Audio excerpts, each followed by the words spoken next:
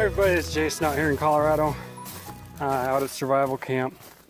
It is the beginning of November, and here in Colorado, fall is pretty much come and gone. On my way out here today, we had a little bit of flurries, just really light snow. Sorry, I left my good camera at home, so you're gonna have to deal with my fine cell phone here. But I've been raking for a while, gathering leaves so that I could put some leaves up on top of my modified Alpine shelter. Normally, Alpine shelter, you don't have very many leaves, so you're just going to use pine boughs or whatever you got. But we started this Alpine shelter in a class a little while back, and for the most part, it is completed now. I've done a little bit of extra work, but right here behind me, right there is the Alpine shelter, and I started with a wiki up here. Again, wiki ups are a little bit harder to build here in the mountains because we don't have the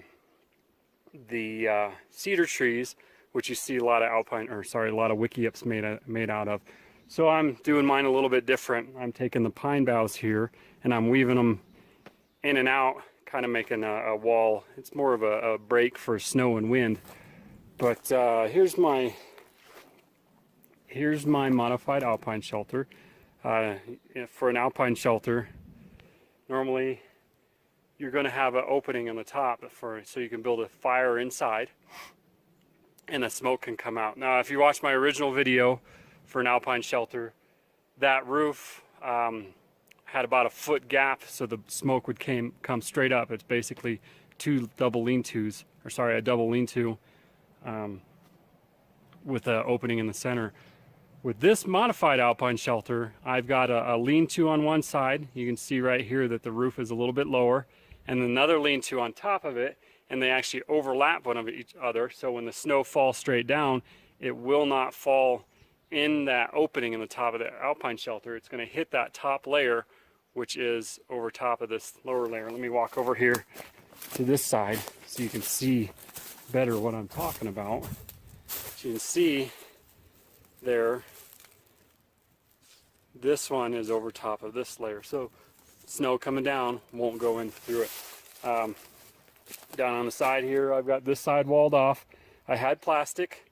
You use whatever you got, so I did. Since this is a long-term shelter that students do sleep in, I completely waterproofed it by putting the plastic over it. Now, normally in a true situation, you wouldn't have that plastic, or maybe you would just have a tarp or trash bags or who knows what. But if you have something like that, go ahead and use it.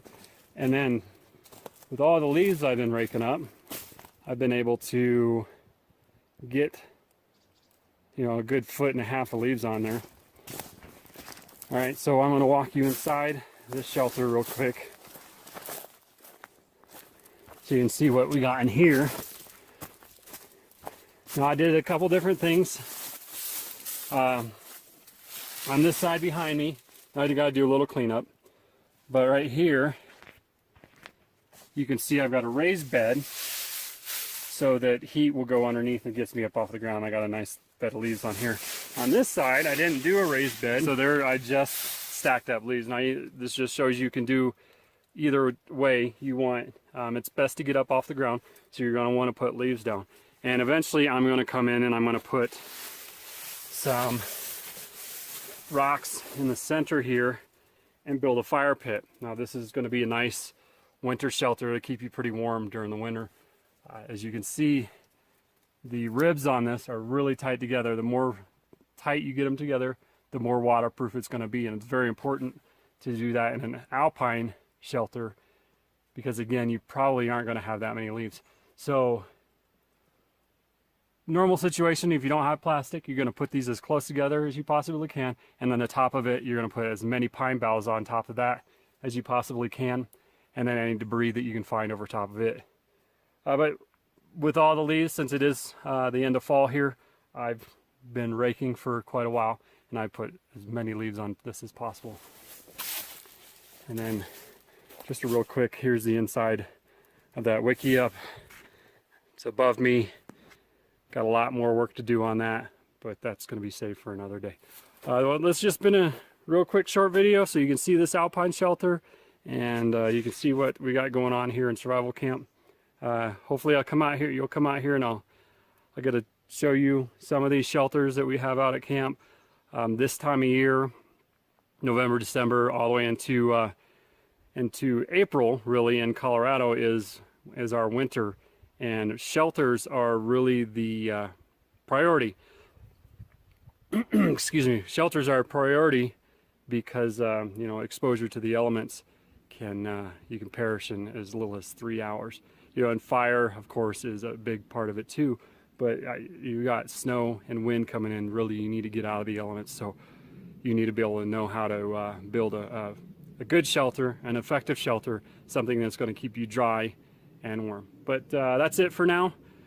Hope you enjoyed this little short video, and I'll see you again.